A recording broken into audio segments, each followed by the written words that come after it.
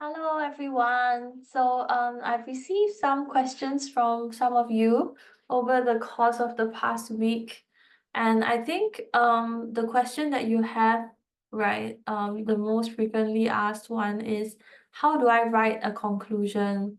Okay, so I actually explained a little bit about this already in the video explaining how to do the June holiday homework.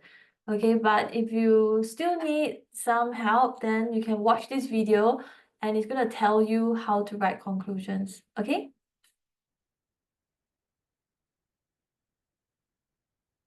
Okay, so let's have a look at this set of slides that I've already put in your Google Classroom.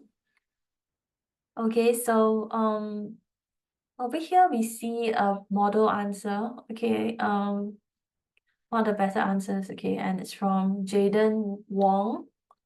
Okay, 2P3. So the question is, the most important reason for the defeat of the communists was the British hearts and minds policy. How far do you agree with this statement? Explain your answer. Okay, so the given factor here is the British hearts and minds policy, right? So this is the factor that you must explain. Right? You have to explain how this propaganda policy led to the defeat of the communists. And if you do that well, you're gonna get up to 7 marks based on this mark scheme. Okay, so let's see how he explains. Okay, so he says, it removes their main source of support. Okay, correct. So this is a valid impact of this policy. And so, okay, let's see if he can phrase it properly. He says, I agree with this statement as the hearts and minds policy, by winning over the people of Malaya, helped reduce the support to the communists, making a significant reason for the downfall, right? So the communists, right, they need supporters. Once they lose their supporters, they'll have no choice but to surrender. Okay, so what is this hearts and minds policy? Okay, you have to give an example, right? So he says, the provision of better housing, healthcare and schools, and also the granting of citizenship in 1952. Okay, for those of you who still don't know about the different types of British policies, you need to look into them separately, okay? Because they're not all the same. So between 1948 to 1952, that 4 years, okay, the approach towards fighting the communists was one that is very hardline. All right, it was really harsh. It involved a lot of deportation, a lot of detention, okay, and collective punishment. And then in 1952, okay, following the assassination of the British one of the British High Commissioners, I think, the British sent in a replacement, and this replacement is an extraordinary person. Do you know who he is? Can you tell me who he is right now? I can't hear you, but I guess you know who he is, right? Okay, so it's Lieutenant General who? Gerald Templer. Okay, so you say Gerald Templer, then correct lah. Okay, so Templer, he's the youngest person ever to reach the rank of Lieutenant General. Okay, and before he took on this position in Britain, he was actually the head of the intelligence service. Okay, so extremely intelligent and definitely a student of history, because what you see happening in 1952 was a turning point. Okay, there was a complete turning, basically a 180-degree shift in the way the British approached the Chinese, right? From one that is violent, fearful, okay, oppressive, it became one that was very propaganda-minded, trying to build bridges, trying to advocate the use of minimal force. For more information on this, please refer to the slides that I've put onto the stream. released by RSIS, okay, which actually used the British approach to fighting the Malayan communists as a way to educate modern policymakers on how to plan counter-terrorist policies, right? So the RSIS slides actually tells us that it's not enough, okay, it's not enough to move everybody, right, via the BRICS plan into the new villages. You still need to win their hearts and minds, because every heart and mind that you win over is one less heart and mind that is supporting the communists, right? And if you win people over through propaganda, through treating them nicely, it's less likely that they will misinterpret your behaviors as well. So within this example, hearts and minds, you can really elaborate a lot. Like I was explaining that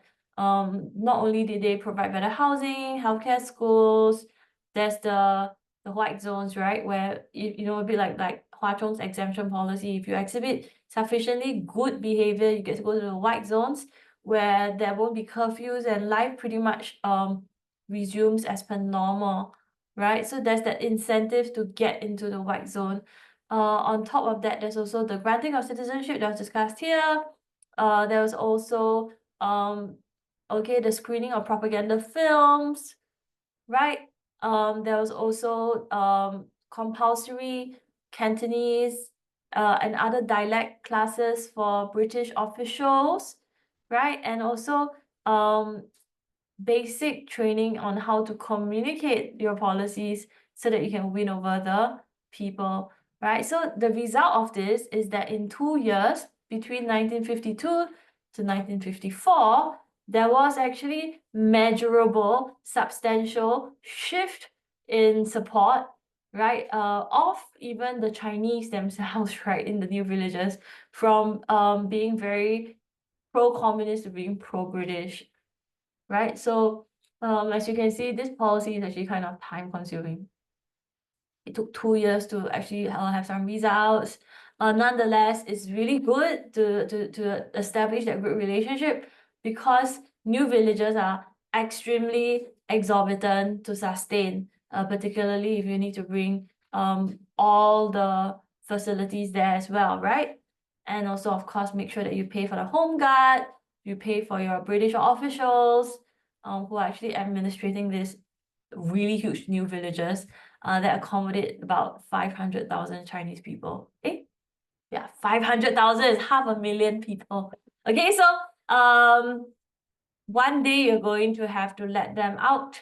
You can't sustain the new villages forever.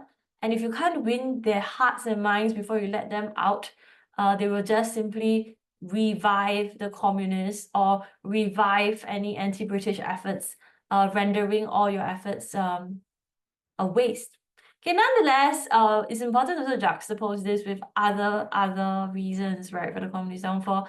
And this question is quite specific because it states like clearly the factor that we are given its British hearts and minds policy. So this means you have the option of juxtaposing it with maybe a weakness of the communists, support coming from overseas, right, international support within the Cold War context, or if you want to challenge yourself to be a little bit more nitpicky, a little bit more precise in looking at details, you can actually compare it with another British policy. So that's what Jayden did, okay? Initially, when I was marking this, I was wondering if there was really that clear distinction. And then so many of you actually wrote this answer out there. I realized that I have to give that a mark, right? Because the British Hearts and Minds policy is not the same as a BRICS plan. Okay, so timeline, okay, 1948, right? Okay, Federation of Malaya was formed. Immediately, Malayan emergency was declared. Okay, BRICS plan, 1950. Hearts and Minds policy, 1952. Right, so they are all at different junctures. You can differentiate them, and they're also fundamentally different, right? One is about winning them through propaganda, and the other is about detaining them, okay, putting them within new villages. So okay, good. I welcome a good exploration, a good comparison. So let's see how Jayden does it, okay? Jayden says that BRICS plan is significant because it cuts the villagers physically off, right, from the communists. Okay, so that's the distinction between the BRICS plan and Hearts and Minds, right? Hearts and Minds, it happened after the BRICS plan, but the BRICS plan was still active. Hearts and Minds is about being kind, giving them what they want, right? Taking the carrot approach. Okay, but the BRICS plan is physically cutting them off, right? Resettling 500,000 people into new villages. So let's take a look at the details. Okay, so got it, spot on, 1950. That's the first detail. Second detail, 500,000 people moved to villages, new villages. Okay, so what's so interesting about these new villages? They are totally surrounded with barbed wire, right? So people can't go in, you can't go out. And also body searches, nightly curfews, occasional police raids. Okay, so because of the BRICS plan, the British managed to cut off supplies, right? Essentially causing the communists to be physically hungry. Okay, so then that was a good explanation, because when they don't have the resources that they need, it leads them to then retreat and then eventually give up. Okay, so now once you have established both paragraphs, right? Agree and then disagree. Okay, this comes the part that you guys are asking me. Okay, so many of you are still not very sure. How can I write my conclusion? Okay, go back to the question, right? The question is saying that one reason is the most important, and they're saying that it might be the British Hearts and Minds policy. So all you have to do is to ask yourself, okay, after I put factor A and factor B, okay, through my examination process, right? So they have run the gauntlet. Both of them have gone through the test, right? You know the impact of these two policies very well. Which one is more important, huh? Okay, so of course, not all questions use the same criteria, but for this exam, because you're in Sec 2, I don't want to overburden you with knowing all the different types of historical criteria. Okay, this is very deep in terms of conceptual understanding. I've only taught you two in class, so it should be either one. Okay, the first criteria you can use in weighing factors. This is particularly useful when you're looking at impact analysis, right? Which factor actually created a greater impact? It's called a critical factor and a contributing factor. Okay, in short, very succinct, a critical factor is required for the impact to happen. Just like if you want to die from COVID-19, you must actually have encountered COVID-19 virus, right? So the virus is the critical factor. Okay, but if you are old, okay, you don't have a vaccine, you have very poor healthcare resources in your country, all those are contributing factors. Okay, another thing about this criteria is that, like, is it possible to have many contributing factors? Yes, like what you saw just. Is it possible to have many critical factors? Yes, of course, right? Like for instance, like like a cake, right? What's a critical factor towards baking a cake? Baking a cake, maybe I'll give you a more specific one.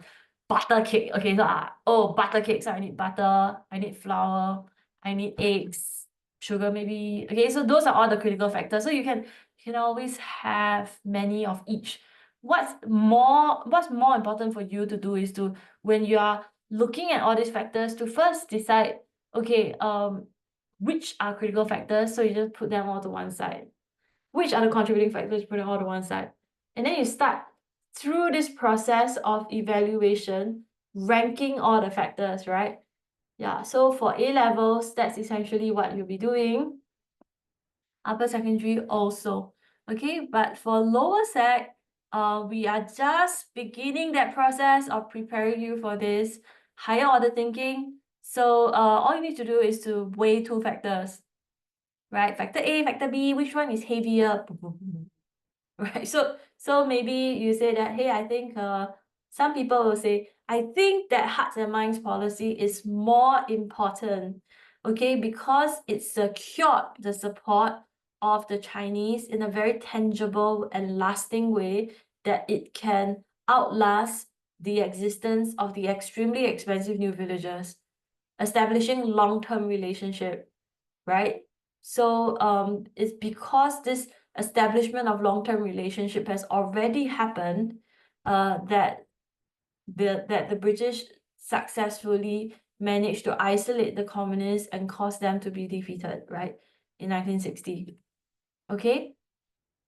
Alternatively, people will also say something to the effect of, no, I don't think so. I think that the BRICS plan is more important, okay? Because no matter how much you try to win over the hearts and minds of people, you're not going to fully succeed. And out of 500,000 people, if you only succeed in convincing 90%, okay, 10% of 500,000 is still 50,000 people, and they can wreak havoc, okay? So it winning the hearts and minds of people takes time as well. So the very success of this hearts and minds policy was premised upon the fact that they were first already isolated within the new villages. So someone who gave me that kind of analysis, I would accept that. I think that's actually quite high level. Actually, I myself think that BRICS plan is more important than hearts and minds policy for the exact reason that I tell you. But to convince you even further, imagine if someone is addicted to drugs or maybe to vape, right? You can think about that as maybe analogous to the negative influence of the communists, right? Oh, they already believe that communism is the right way, you know, it's a way to revolutionize society, remove inequality, get rid of the colonial masters. It's not something that they have any control over. They are now fanatics, right? They have been self-radicalized, so to speak. So if you leave them out there alone, they are going to be very easily influenced and then drawn into the outskirts, drawn into the jungle to be part of MCP, right? You need to physically isolate them, just like you physically isolate a drug addict, a vape addict in IMH, right? In the recovery ward. And over time, you can reform that person's mind, but in the short term, you need to isolate that person first so that the person doesn't fall into greater addiction, or in this case, doesn't continue to supply the communists, and so you can actually weaken the communists in a quicker time. Okay, so we actually did this in class previously, so just go and look at the answers that you wrote and then realize, just compare it to what I just gave you, okay? Because in order for a conclusion to be complete, you need a valid criteria. You need to explicitly show that you're actually using the valid criteria, right? Which is critical contributing factor in this sense, in this case. And then also establish the relationship within a larger scheme of things, right? So I was explaining, even if you look at the timing, right? The BRICS plan predated the hearts and minds policy, making the hearts and minds policy possible. What does that tell you, right? There's that relationship. A must come first before B can even happen. And who is to say if you implemented A without B that B can even succeed, right? Physical prevention is the most important factor, right? Because people sometimes get confused in the head and they really need to be isolated. So that relationship has to happen in order for the conclusion to succeed. Now, I'm going to show you a simpler question type. This is question 2 of the homework, okay, the term 3 homework. So you see that this question type is actually the easiest type of question. This is going to follow you all the way up to A levels, by the way. It's an absolute statement, right? I can give many absolute statements. I can say something like Hwa Chong is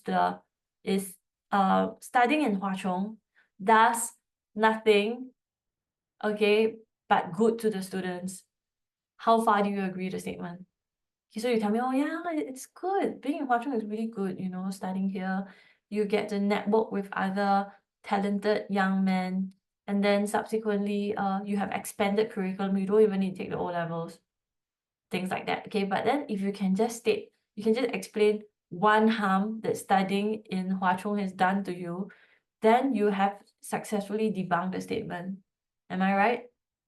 Okay, so I don't know what harm you are experiencing now, but if you can even give me one harm, then the absolute statement is absolutely wrong, right? So this I would say is actually a very common question type that will follow you all the way up to A-levels because it's quite provocative, right?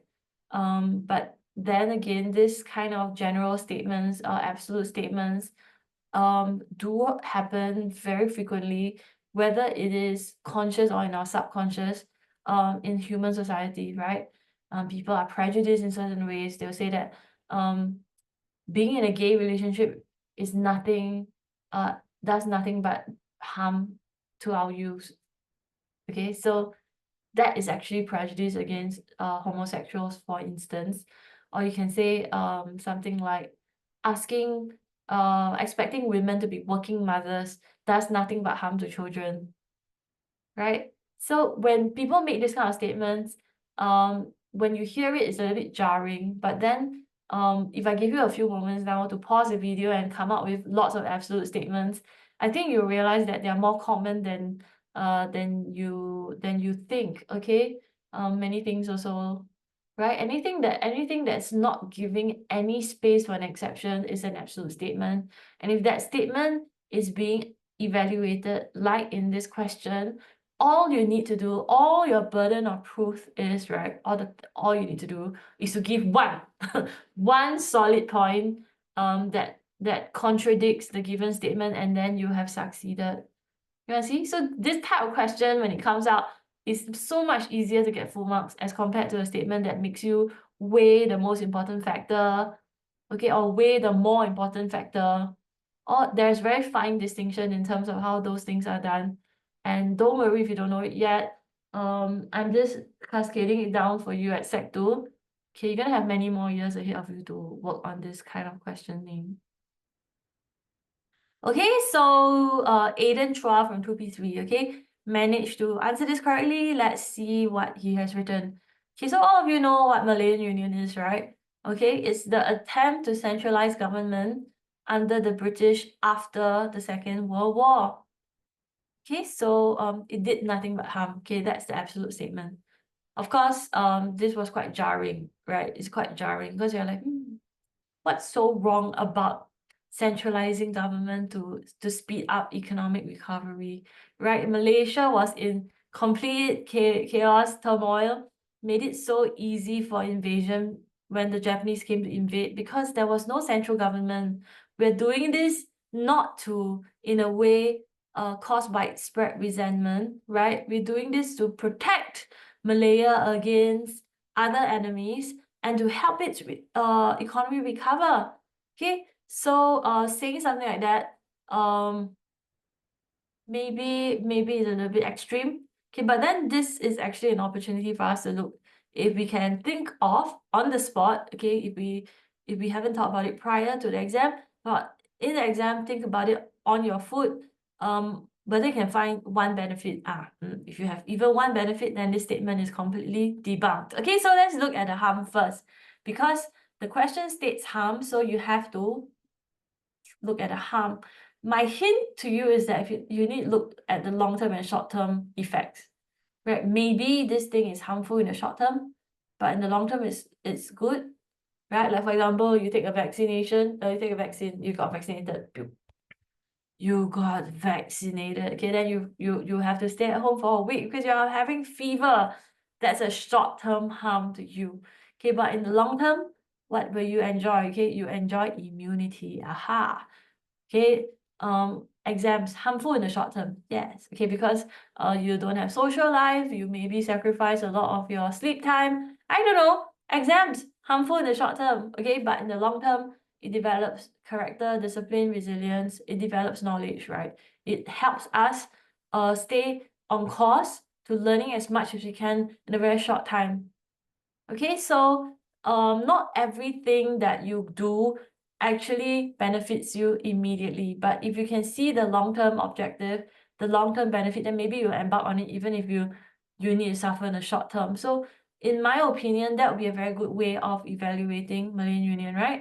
Okay, in the short term, there is harm because of widespread resentment, breaking the trust between the British. Okay, so I can see that that's harmful, right? Because this is a threat to social cohesion.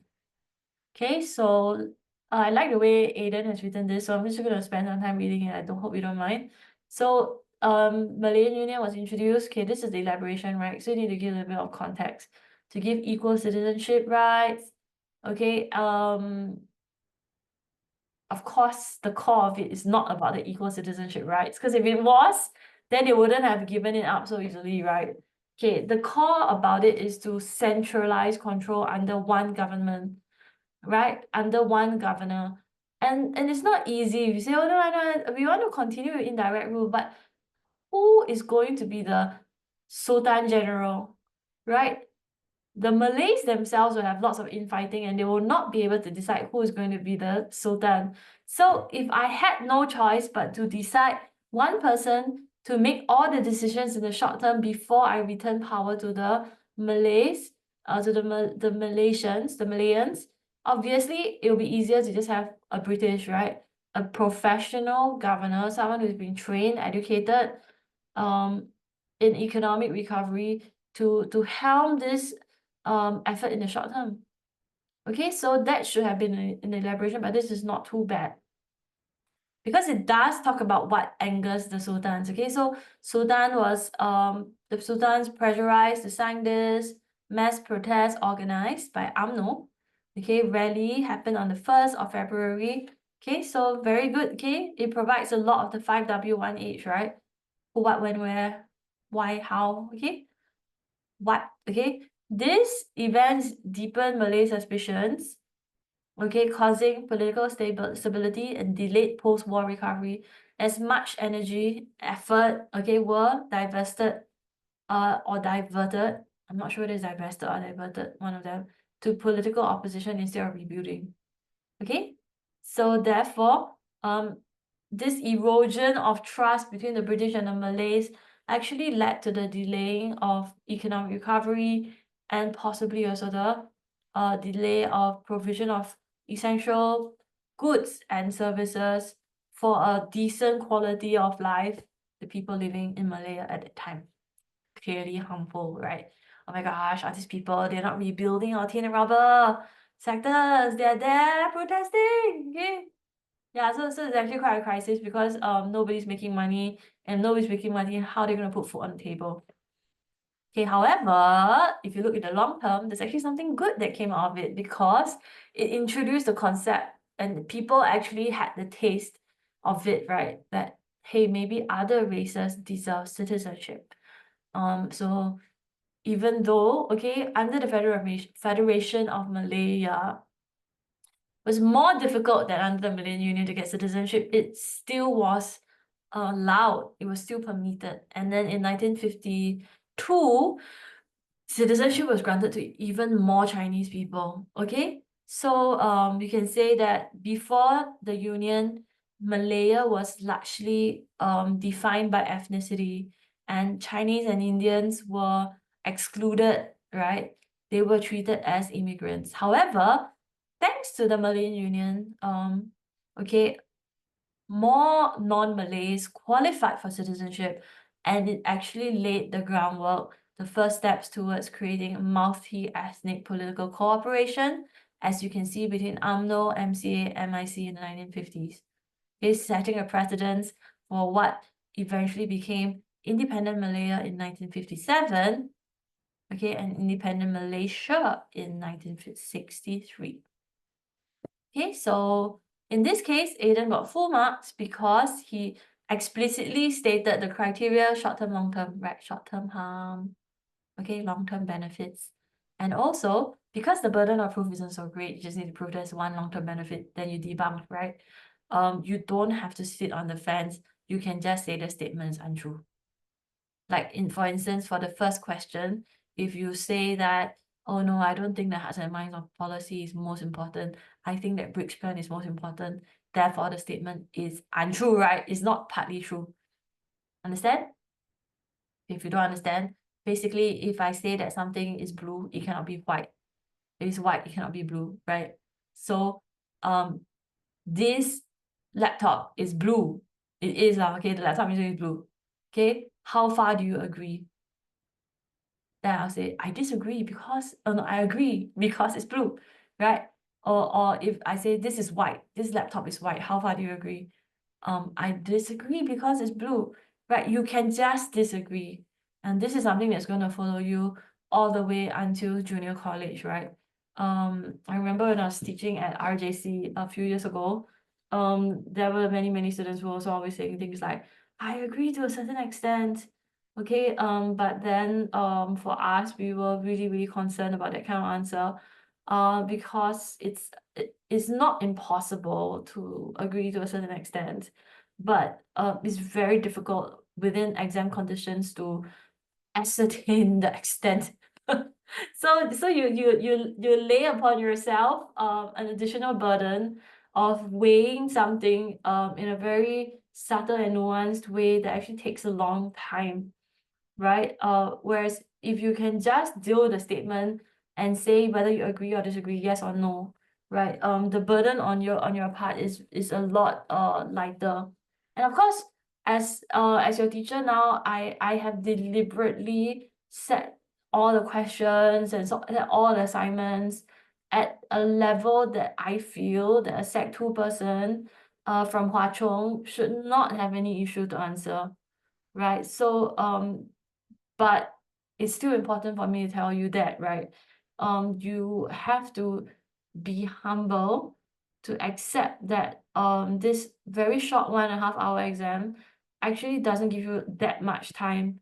So if you don't know very clearly the success criteria and you don't know how to be strategic, I'm telling you now, you either agree or disagree in the conclusion. You can't say both are weighed equally, or maybe in some circumstances, both are weighed equally, but in other circumstances, like to give me too many perspectives in the conclusion because you just don't have time. I'm not asking you to dial down on your intellectual prowess or your rigor. I'm just asking you to be realistic that we don't have that much time. So take a look at these examples that I've given you, okay? And I am yeah, I'm gonna stop here. Okay, so if you are wondering what I'm talking about, right? The RSIS document about hearts and minds is in the stream of your Google Classroom. Just scroll down, then you'll be able to see, oh, okay, that's the document. And I've used it multiple times in class to show you what the hearts and minds policy is. Okay, so it's the one where the British official was the British police was holding the two heads of the MCP members. They're quite gory one. You remember that one? Yeah, go and take a look at that. It's gonna give you a lot of content to be able to understand hearts and mind policy and the Briggs plan. Okay, so shout out to people from 2P2. Thank you so much for contributing your answers for this, and I hope the rest of you understand. If any other questions, you can Google chat me, and when the questions accumulate to a certain saturation, then I will make a video. Okay. However, if the question is kind of like straightforward and I can answer you directly, and very few people have the same question as you, then I'll just answer you directly.